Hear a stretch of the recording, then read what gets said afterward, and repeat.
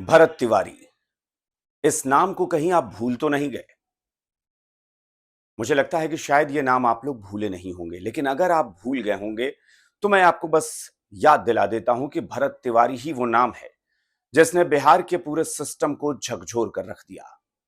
भरत तिवारी ही वो नाम है, जिसने सिस्टम के खिलाफ ऐसी आवाज उठाई कि लोगों को सड़क पर उतरकर संग्राम के लिए मजबूर कर दिया।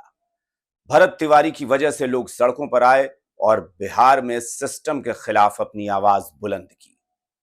भरत तिवारी इस दुनिया में नहीं है। भरत तिवारी की मौत हो चुकी है, लेकिन भरत तिवारी को लेकर खबरें आज भी ताजा हैं। भरत तिवारी को लेकर एक के बाद एक खबरें आती हैं और वो खबरें सुर्खियां बटोरती हैं। वो भरत तिवारी जिनका पिछले महीने की 17 तारीख को यानी 17 जून को एनकाउंटर, कथित एनकाउंटर हुआ था, जिसमें पुलिस का कहना है कि भरत तिवारी ने पुलिस पर हमला करने की कोशिश की थी, जिसके जवाब में पुलिस ने गोली चलाई और भरत तिवारी की मौत हो गई थी। उस मामले में जांच चल रही है। ताजा मामला यह है कि भरत तिवारी मामले में एक नई जानकारी, एक नया अपडेट आया है।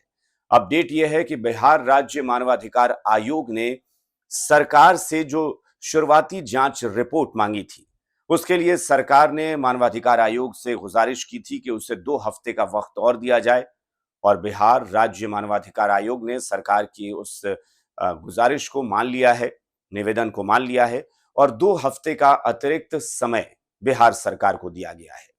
अब जरा आपको बताते हैं कि ये मानवाधिकार आयोग का मसला क्या है।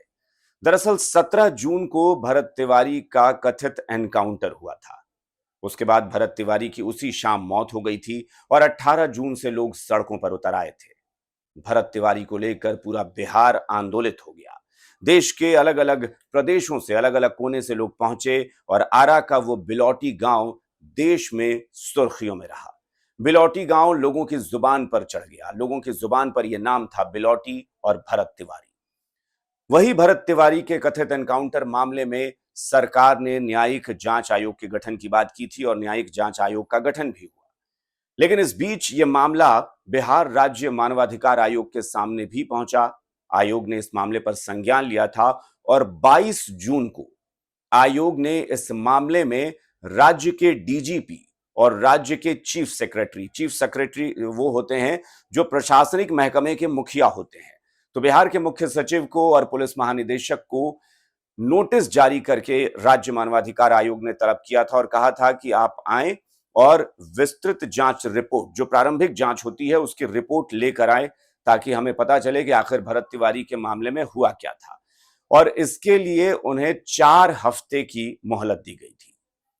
22 जून को इस मामले में नोटिस जारी हुआ था और 13 जुलाई को, यानी आने वाली 13 जुलाई की तिथि तय की गई थी कि 13 जुलाई को डीजीपी और चीफ सेक्रेटरी जो हैं वो मानवाधिकार आयोग के सामने पेश होंगे और वहां वो विस्तृत जांच रिपोर्ट देंगे। लेकिन 13 जुलाई से 10 दिन पहले 3 जुलाई को ही दरअसल जो बिहार सरकार है उसने ये रिक्वेस्ट की, ये निवेदन किया राज्य मानवाधिकार आयोग से कि हमें 2 हफ्ते की मोहलत और दी जाए।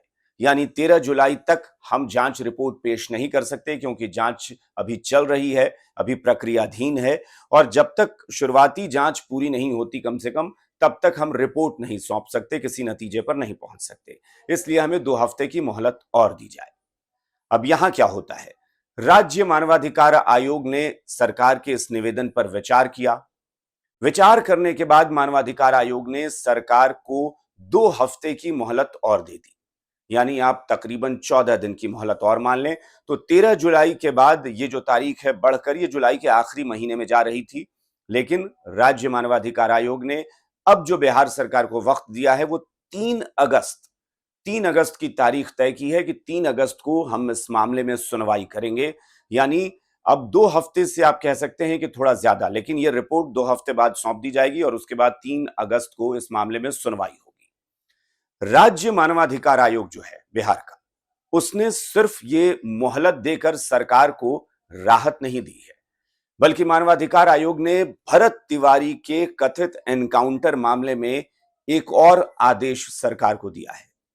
राज्य मानवाधिकार आयोग ने कहा है कि भरत तिवारी के जो स्वजन हैं, यानी अपने जो परिजन हैं, उनके भाई माता पिता जो हैं, उनको सरकार मुआवजा दे। यानी ये जो मोहलत दी गई है भरत तिवारी के मामले में, वो एक तरफ मुआवजा देने के लिए तत्काल कहा गया है कि कम से कम भरत तिवारी के परिजन को राज्य सरकार मुआवजा दे, ये उसका अधिकार है। मुआवजा आपको देना चाहिए। हालांकि मुआवजे की राशि क्या होगी, ये तय नहीं किया है राज्य मानवाधिकार आयोग ने, बल्कि ये कहा है कि आप अपने विवेक से तय करें और बेहतर फैसला करते हुए आप मुआवजा राशि जो है वो मुहैया कराएं इस परिवार को, भरत तिवारी के अपने परिजनों को। उसमें एक बात और, यानी राज्य मानवाधिकार आयोग ने इस पूरे मामले को जब संज्ञान में लिया, तब सरकार की हर एक्टिविटीज पर, विभाग के, पुलिस विभाग की हर एक्टिविटी पर लगातार नजर भी है आयोग की। आयोग ने इस बात को खासतौर पर मेंशन किया है, अंकित किया है कि आप जो राशि मुहैया कराएंगे, जो मुआवजा देंगे, इसे आप ये ना समझ लें कि हमने मुआवजा दे दिया तो मामला खत्म हो गया, मुआवजा राशि दे दी। इसका जांच प्रक्रिया पर और जांच का जो परिणाम आएगा या अंतिम परिणाम जो निकलेगा जांच का, उस पर कोई असर नहीं पड़ना चाहिए। आखिर राज्य मानवाधिकार आयोग ने इस बात को विशेष तौर पर मेंशन क्यों किया? क्योंकि राज्य मानवाधिकार आयोग को 22 जून को जब संज्ञान लिया था आयोग ने और नोटिस देकर तलब किया था डीजीपी और चीफ सेक्रेटरी को, तब राज्य मानवाधिकार आयोग को जरूर लगा था कि यहां पर मानव अधिकार का उल्लंघन हुआ है, मानव अधिकार के मामले में यहां पर लापरवाही बरती गई है, और इसीलिए मानवाधिकार आयोग ने यह समझ लिया था कि भरत तिवारी मामले की जांच एक तरफ चलेगी, लेकिन परिवार को आप सहायता मुहैया कराएं। और सहायता क्या होगी, तो जाहिर तौर पर आप उसे मुआवजा देंगे। लेकिन कई बार ऐसा होता है कि जब मुआवजा राशि दे दी जाती है, तब सरकारों को ऐसा लगता है कि हमने खाना पूर्ति तो कर दी, जो औपचारिकता था वो हम पूरी कर चुके हैं, अगर कोई नुकसान उस परिवार का हुआ है तो हम मुआवजा दे चुके हैं, और वहां पर मामला खत्म होने की उम्मीद सरकारें करती हैं। लेकिन आयोग ने स्पष्ट कर दिया है कि यह मुआवजा राशि जांच प्रक्रिया से बिल्कुल अलग मामला है। मुआवजा भी आप देंगे, जांच प्रक्रिया आपकी चलती रहेगी, और जांच की जो अंतिम रिपोर्ट आएगी उस पर इस मुआवजा राशि का कोई असर नहीं पड़ना चाहिए। एक तरफ ये राज्य मानवाधिकार आयोग का मामला, लेकिन इसके साथ, इसके पैरेलल एक मामला और है, और वो जांच आयोग है, जिस आयोग का गठन राज्य सरकार ने किया था, यानी विधि आयोग का गठन किया गया था। जुडिशियल इंक्वायरी जो शुरू हुई थी, उस इंक्वायरी के बारे में भी अपडेट ये आया है कि उस जुडिशियल इंक्वायरी जो कमीशन बना है, विधि आयोग जो बना है, उसकी अध्यक्षता कर रहे हैं पटना हाई कोर्ट के रिटायर्ड जस्टिस विनोद कुमार सिन्हा।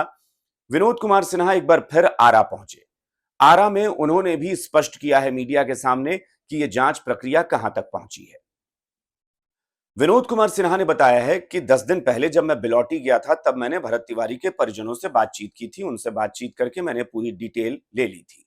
लेकिन दरअसल आयोग को कुछ इंफ्रास्ट्रक्चर की जरूरत थी, कुछ संसाधनों की जरूरत थी, इसलिए हमारे पास वो संसाधन नहीं थे, वो इंफ्रास्ट्रक्चर यानी दफ्तर या फिर बाकी जो जरूरी चीजें थी वो नहीं मुहैया कराई गई थी, इसलिए इसमें थोड़ी देरी हुई, थोड़ा विलंब हुआ है। लेकिन अब सारे संसाधन हमें मिल चुके हैं, अब इस जांच को हम तेज करने जा रहे हैं। आयोग के अध्यक्ष रिटायर्ड जस्टिस ने कहा है कि हमने पूछताछ, यानी घर के लोगों से, परिजनों से पूछताछ तो पहले ही कर ली थी, अब हमने तलब किया है, समन जारी किया है गवाहों को। जितने भी गवाह हो सकते हैं या जितने गवाह हैं इस मामले में, उन सबको हमने समन जारी करके अब कह दिया है कि अब एक एक करके वो गवाह आएंगे और सबकी गवाही होगी। ये स्पष्ट किया है विधि आयोग ने कि जो 6 महीने की मोहलत सरकार ने हमें दी है, उस 6 महीने के भीतर हर हाल में हम इस जांच को पूरा कर लेंगे। आयोग के अध्यक्ष ने कहा है कि 6 महीने की प्रक्रिया जो हम करेंगे, उसमें हम अंतिम रिपोर्ट, विस्तृत रिपोर्ट सरकार को सौंप देंगे कि आखिर जांच में क्या निकल कर आता है। उन्होंने कहा कि अब दोबारा हमारा जब पहुंचे हैं, तो हमारा मकसद यही है कि सारे गवाहों को एक एक करके बुलाएं, उनसे पूछताछ करें और सारी रिपोर्ट जो है वो हम तैयार करें। भरत तिवारी मामले में विवाद इसलिए बहुत ज्यादा बढ़ा था क्योंकि सरकार के एक्शन पर लोगों को संदेह रहा। सरकार ने जो एक्शन लिया, सरकार ने जो कार्रवाई की, लोगों को लगा कि ये मुकम्मल कार्रवाई नहीं है, सही कार्रवाई नहीं है, क्योंकि आज भी आपको बता दें कि भोजपुर के जो एसपी हैं, वो आज भी वहां पर बने हुए हैं। जो भोजपुर के एसपी राज हैं, वो अपने पद पर वहीं बने हुए हैं, जबकि लोग चाहते थे कि उनका तबादला हो, कम से कम उन पर उनको ट्रांसफर करके हटाया जाए। जो एसडीएम, जो सबसे ज्यादा विवादों में रहे, वो एसडीएम भी अपने पद पर वहीं बने हुए हैं। इस मामले में भी लोगों को आज भी नाराजगी है कि उस मामले में एसडीएम पर कार्रवाई नहीं क्यों नहीं हुई, क्योंकि एसडीएम पर सबसे पहला आरोप लगा था कि भरत तिवारी उनसे ही लगातार मिलते थे, उनसे मांग करते थे कि जो वहां पर विस्थापित हैं, बाढ़ पीड़ित हैं, जवनिया गांव के, उनको राहत पहुंचाई जाए। लेकिन एसडीएम ने भरत तिवारी के साथ बदसलूकी की, उन्हें धमकी दी। ऐसा कहा जाता है कि उसके बाद भरत तिवारी हथियार खरीदने पर मजबूर हुए थे। तो भरत तिवारी मामला जो है वो एक बार फिर अब चर्चा में आ गया है, क्योंकि राज्य मानवाधिकार आयोग ने इसमें मुआवजा देने की बात कर दी है। अब देखना यह है कि प्रदेश सरकार कितना मुआवजा मुहैया कराती है भरत तिवारी को। देखना यह है कि 6 महीने की जो डेडलाइन तय की गई है विधि आयोग के लिए, उस डेडलाइन के तहत वो आयोग अपनी जांच पूरी करके प्रक्रिया के तहत रिपोर्ट पेश करता है या नहीं। और देखना यह भी होगा कि जो जांच रिपोर्ट आती है उसके आधार पर कार्रवाई कैसी होती है, क्योंकि लोग इस मामले में जितने आक्रोशित, जितने आंदोलित हुए, वैसा बहुत कम देखने को मिलता है। इसलिए मैंने शुरू में ही कहा था कि भरत तिवारी, ये जो नाम है, इसको भूलना नहीं है, क्योंकि भरत तिवारी की वजह से सिस्टम पर एक सवाल उठा कि क्या सिस्टम में रहकर कुछ लोग इस कानून का उल्लंघन करते हैं, नियम का उल्लंघन करते हैं। भरत तिवारी के मामले में यही हुआ था। आप सबको याद होगा कि भरत तिवारी ने सरेंडर कर दिया था, इसकी तस्वीरें, इसका वीडियो सामने आया था, और उसके बाद भरत तिवारी को गोली मारी गई थी, जिसको लेकर आज तक बवाल चल रहा है। तो उम्मीद करते हैं कि जल्द से जल्द जांच रिपोर्ट भी आएगी। उम्मीद करते हैं कि जो 3 अगस्त का वक्त दिया गया है आयोग की तरफ से, यानी राज्य मानवाधिकार आयोग की तरफ से सरकार को, उसके बाद अब सरकार इस समय को और बढ़ाने की गुजारिश नहीं करेगी, और 3 तारीख तक जो चीफ सेक्रेटरी हैं, जो डीजीपी हैं, वो सरकार की तरफ से रिपोर्ट प्रस्तुत करेंगे, और मुआवजा भी सरकार भरत तिवारी के परिजन को समय से दे पाए, ऐसी हम उम्मीद करते हैं। फिलहाल भरत तिवारी के मामले में यही अपडेट था। जैसे जैसे हमें जानकारी मिलेगी हम आपके साथ साझा करेंगे, आपको बताएंगे। फिलहाल लगातार आप बने रहिए, और सोशल मीडिया पर, डिजिटल प्लेटफॉर्म पर जी बिहार झारखंड को फॉलो जरूर करें। नमस्कार।